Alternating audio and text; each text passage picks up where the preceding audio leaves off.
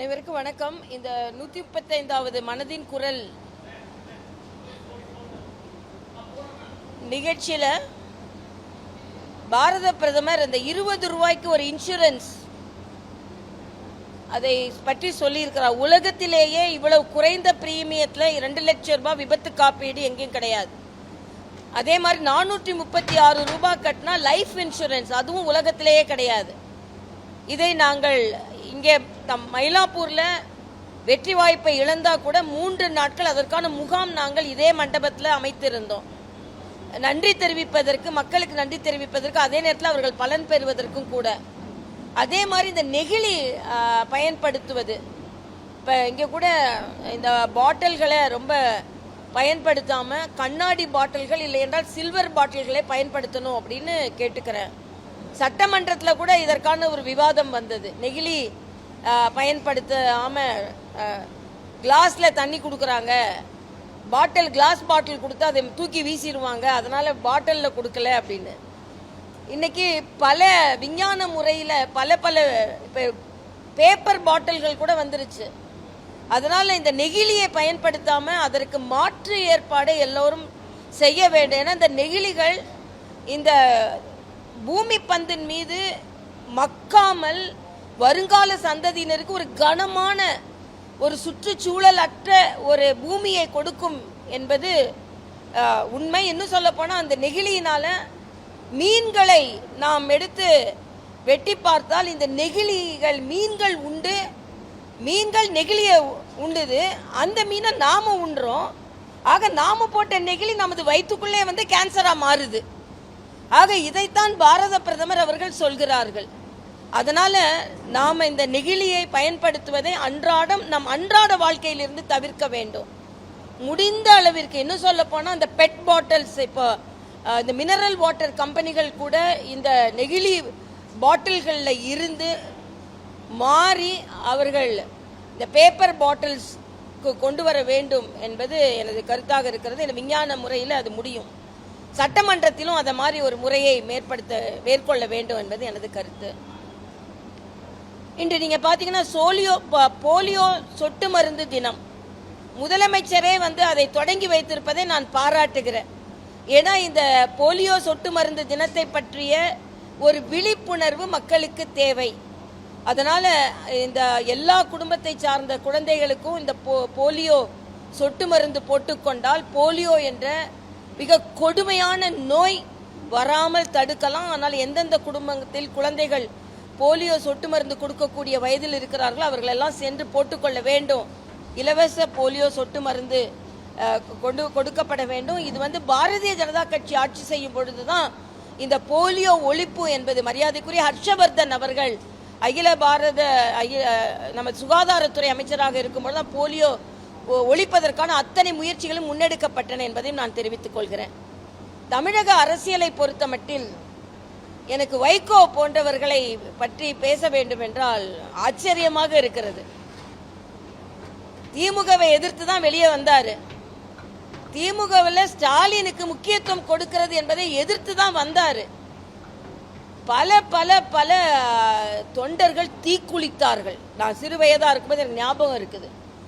ஆனா அந்த தீக்குளித்த தொண்டர்களின் ஆன்மாக்கள் மீது மிதித்து தான் திருப்பி திமுக கூட அவர் கூட்டணி வைத்துக் கொண்டார். கூட்டணி வைத்துக் கொண்டுதான் துரை வைகோ போன்றவர்கள் வெற்றி பெற்றார்கள். ஆனா அவங்க ராஜினாமா செய்யாம இன்னைக்கு இவர் வெளியே வந்ததுக்கு காரணம் நீங்க திமுக முதுகுல குத்துனேன்னு சொல்லுங்க. ஆனா பாஜக கூட இந்துத்துவ சக்திகளோட போயிடுவாங்களாம். ஆக பாஜக இங்கே உள்ள கட்சிகளுக்கு எப்படி பயன்படுகிறது என்றால் இவர்களின் சுயநலமான முடிவுகள் எல்லாத்துக்கும் பாஜக மேல ஒரு முத்திரை குத்திடுவாங்க.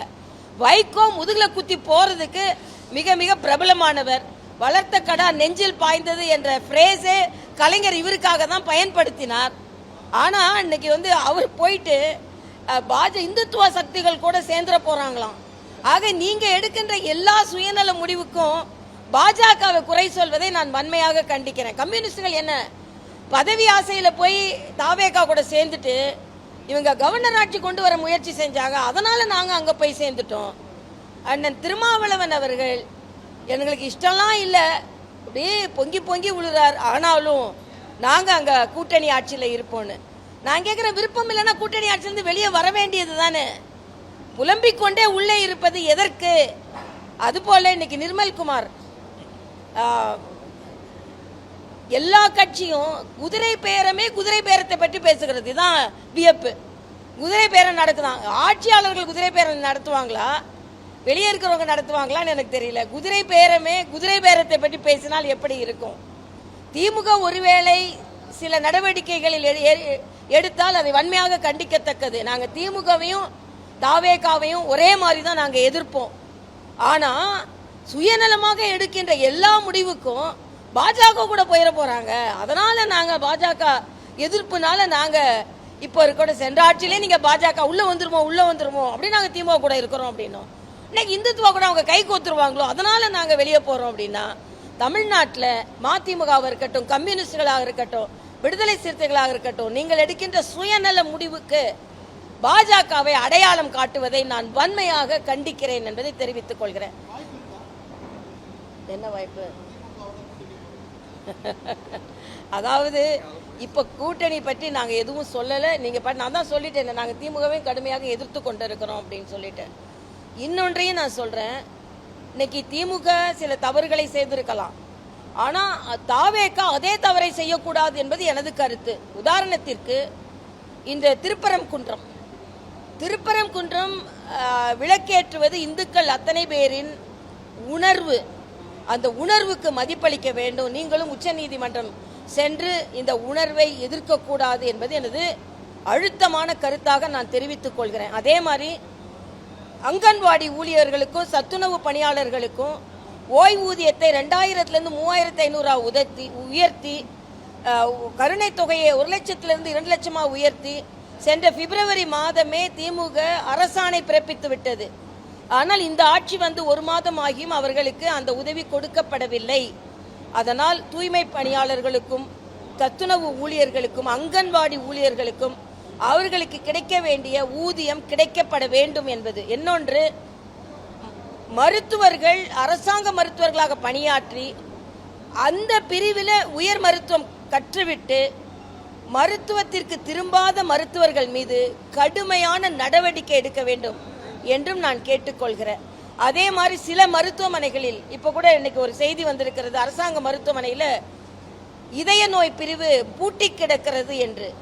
ஆக இதயத்தோடு நீங்கள் கருணையோடு இதய நோய் பிரிவை திறக்க வேண்டும் என்றும் எல்லா அரசாங்க மருத்துவமனைகளிலும் சிறப்பாக செயலாற்ற வேண்டும் என்று கேட்டுக்கொள்கிறேன். இன்னொன்று, சுகாதாரத்துறை அமைச்சர்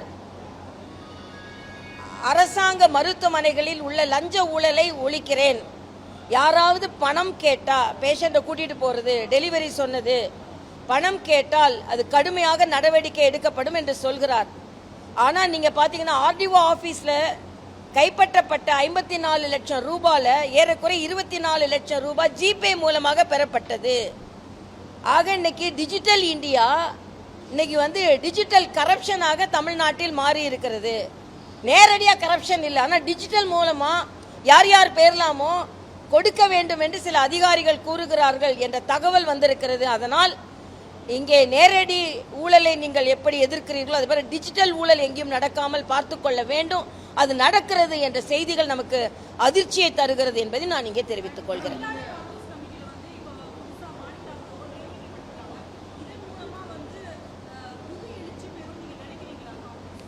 காங்கிரஸை பத்தி பேசுறதுக்கு ஒன்றுமே இல்லை.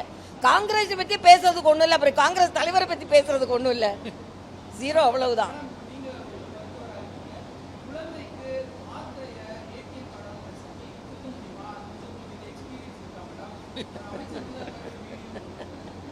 அதாவது உலகத்திற்கே ஒரு தாபாய்க்கா அமைச்சர் வந்து வழிகாட்டி இருக்கிறாருங்க. உலகத்திற்கே, உலகத்தில் உள்ள பீடியாட்ரிஷியன் எல்லாம் இப்போ வந்து ஆராய்ச்சியில் இறங்கிட்டாங்களாம். எப்படி நமக்கு தெரியாத ஒரு சிகிச்சையை தமிழ்நாட்டில் உள்ள ஒரு அமைச்சர் பொடி செய்து, அதுவும் பொதுவெளி அரங்கில் பொடி செய்து, செல்போனை வச்சு பொடி செய்து, அதுவும் ஃபீஸை எல்லாரும் நம்ம கையில் தான் வாங்கி பார்த்துருக்கோம். பொடிக்கு ஃபீஸை அவர் அரணா வைத்து அவர் பொடி செய்தா, இப்படி பொடி வைத்து நடக்கின்ற அமைச்சர்கள் தமிழ்நாட்டில் இருக்கிறாங்களே, நம்மலாம் போய் அதை தெரிந்து கொள்ள வேண்டும். அது குழந்தைகளுக்கு அது எனக்கு ஆச்சரியமா இருக்கு. நீங்க செய்யற தப்பு. ஒரு பக்கத்துல முதலமைச்சர் அவர்கள் போதை விழிப்புணர்வு ஓட்டத்தை ஓட்டுகிறார், ஆனால் இவர்கள் ஆட்டத்தை காண்பித்துக் கொண்டிருக்கிறார்கள். பொடி வைத்து போதையை ஏற்படுத்திவிட்டு இன்னைக்கு அந்த பொடியை மருத்துவ பொடி கூட ஒப்பிடுவதை உலகமே உற்று நோக்குகிறது.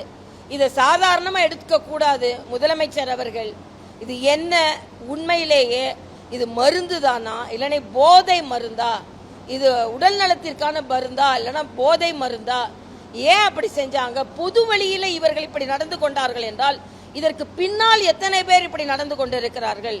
ஆக போதைக்கு எதிராக ஓட்டம் உண்மையானதா, அவர்களை ஓட்டம் காண வைக்கிறோமா இல்லையா என்பதை உறுதி செய்ய வேண்டும்.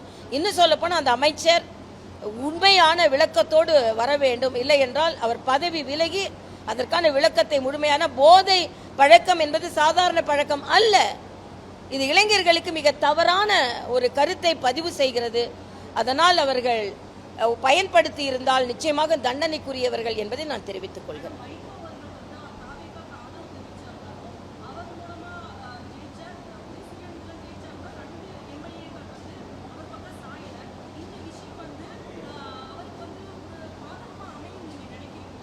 இல்லை, இதுல வெற்றி பெற்ற சட்டமன்ற உறுப்பினர்களை ராஜினாமா செய்ய வைப்பதே தவறான முன்னுதாரணம் என்பது எனது கருத்து.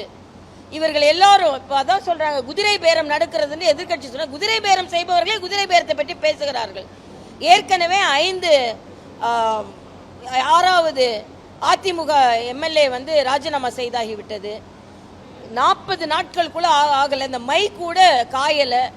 அதுக்குள்ள நீங்க இன்னொரு தேர்தல் என்றால் எவ்வளவு மக்கள் வரிப்பணம் வீணாகிறது என்பதை நீங்கள் புரிந்து கொள்ள வேண்டும். எதுக்கு ராஜினாமா செய்யறாங்க? அப்ப வைகோவோட ஆசாபாசங்களுக்கு அவர்கள் ராஜினாமா செய்ய வேண்டும் என்றால் எப்படி என்று நான் கேட்கிறேன். இதே கேள்வியை தான் எல்லாரும் கேட்கிற கேள்வியை தான் நான் கேட்கிறேன். துரை வைகோ அவர்களும் அவர்களோட கூட்டணியில் தான் அவங்க வெற்றி பெற்றார்கள். அதே அவர்கள் ராஜினாமா செய்தார்களா? அப்ப தொண்டர்களை கிள்ளுக்கீரையாக மதித்து நீங்க தீக்குளித்த தொண்டர்களின் உணர்வுகளை கூட மதிக்காம திமுக கூட கூட்டணி வச்சீங்க. அதுக்கு என்ன காரணத்தை நீங்கள் சொல்ல போகிறீர்கள்? வேணும்னா சேர்ந்துக்குவீங்க, வேண்டானா போயிடுவீங்க. நான் இணையதளத்தில் பார்த்தேன், திமுக என்றால் மகன் திமுக என்று ஆகிவிட்டது. ஏனென்றால் மகனுக்கு எல்லா முக்கியத்துவத்தையும் கொடுத்தீங்க. அதில் தான் மெல்லை சத்யா போன்றவர்கள்லாம் வெளியே போனாங்க. அதனால தன் சொந்த மகனுக்காக மட்டுமே ஒரு கட்சியை நடத்தி வேணும்னா உள்ள வருது, வேணும்னா வெளியே போகுது என்று சொல்வது எந்த விதத்திலும் ஏற்றுக்கொள்ள முடியாது என்பது எனது கருத்து.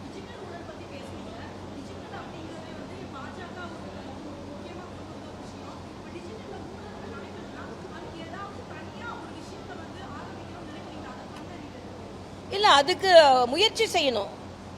எந்தெந்த வகையில எல்லாரோட கணக்குகளும் அரசாங்க அதிகாரிகளோட கணக்குகள், ஏன்னா அது பின்பற்றப்படுகிறது என்பதற்காக தான் வேற தெரிஞ்சவங்க கிட்ட கொடுத்துட்டு வாங்கிக்கிறாங்கல்லான்றது தீவிரமாக கண்காணிக்கப்பட வேண்டிய ஒன்று. இந்த டிஜிட்டல் ஊழல் நடக்குதுன்னு உடனே டிஜிட்டல் பண பரிவர்த்தனையே தப்புன்னு சொல்ல முடியாது. இன்னைக்கு உலகத்துல உண்மையிலேயே டிஜிட்டல் பரிவர்த்தனையில் மிக அழகாக பயணித்துக் கொண்டிருப்பது பாரத தேசம். ஒரு கீரை விற்கிற சகோதரி கூட, மீன் விற்கிற சகோதரி கூட டிஜிட்டல் மூலமா வாங்கிக் கொள்கிறார்கள்.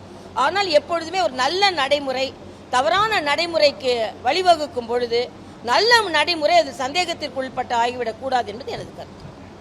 தேங்க்யூப்பா.